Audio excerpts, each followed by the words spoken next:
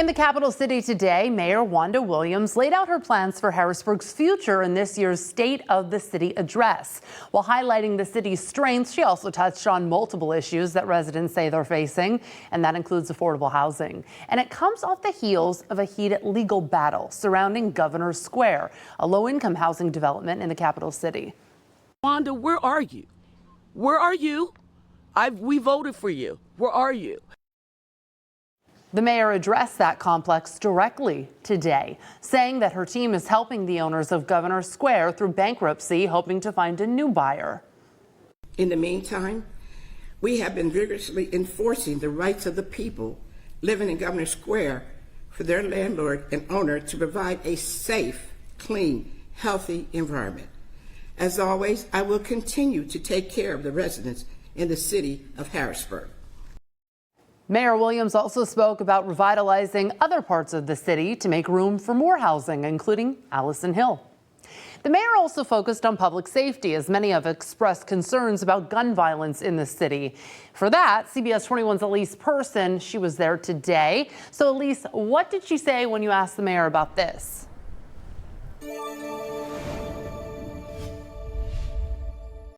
About how they're looking to curb gun violence, and she tells me that they have a number of programs looking to do just that. One of those being the Group Violence Initiative, or otherwise known as GVI. So what is GVI looking to do? Well, it's focusing on reducing violence and strengthening relationships between the community and police. The city of York has actually seen some pretty great success with the GVI program. In fact, law enforcement from York have actually come to meet with Harrisburg leaders about how they effectively implemented the program. But the mayor tells us that it's going to take a couple of years for Harrisburg residents to really feel the impacts of GVI.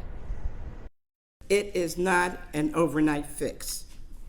This will take 5 or more years to see noticeable change. When it does, it will be generational.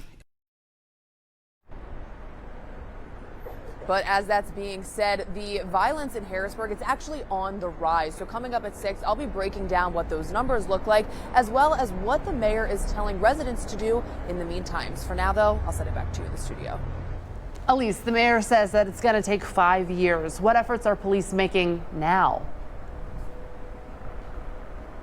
Right, so I spoke with the mayor as well as Harrisburg City Police today, and they tell me that they have increased police presence throughout the city. So coming up at 6, I'll also be breaking down what that looks like and what you residents are asked to do in order to help curb the violence as well. The city of Harrisburg under the microscope as the mayor lays out her plans to improve it. Thanks for joining us at 6. I'm Jasmine Brooks. CBS 21 was at the annual State of the City address as the mayor highlighted some major topics like gun violence across the city and tornado relief funding, as well as new developments for the Broad Street Market.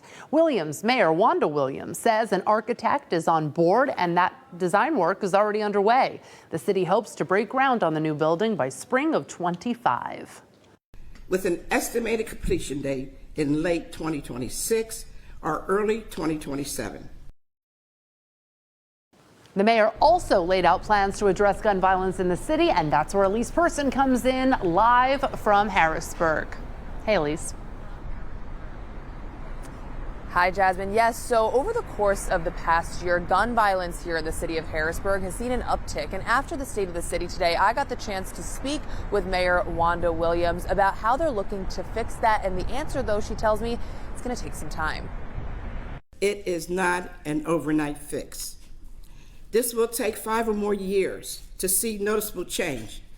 When it does, it will be generational. Harrisburg Mayor Wanda Williams touching on the progress of the Gun Violence Initiative during her State of the City address. The GVI program focuses on reducing violence, improving public safety, strengthening communities, and building relationships between law enforcement and the citizens of Harrisburg. But while we wait to feel the effects of the program, many families are still feeling the pain of the violence. According to the Harrisburg Police quarterly reports, there were a total of 10 reported murders in the first half of the year. Now, it is important to note that not all of these are from gun violence. The numbers have not been released for murders between July and October, but CBS 21 News covered the deaths of 13-year-old Nariah Wright and 18-year-old Antoine Byers in August, making for a total of at least 12 murders with 2 months still left in the year. In all of 2023, there were 14 murders. What would be your message to residents who might be looking for you to do more about that? Well, I would just ask them to just hold off a little bit until we get our plan together. We have our police force out there in all these areas, but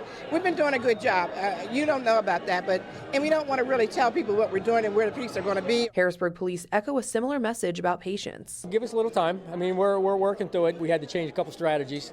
We're starting to work with the county to develop new strategies and bring in some additional help where needed. And when I say wait, it's not like everything's paused and things are moving. It takes time. Again, this is not something that happened overnight. This is something that's not going to be corrected overnight.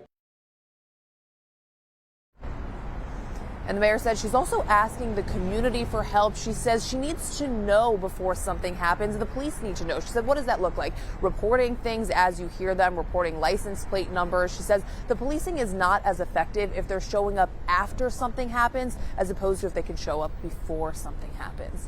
Live in Harrisburg, Elise Person, CBS 21 News.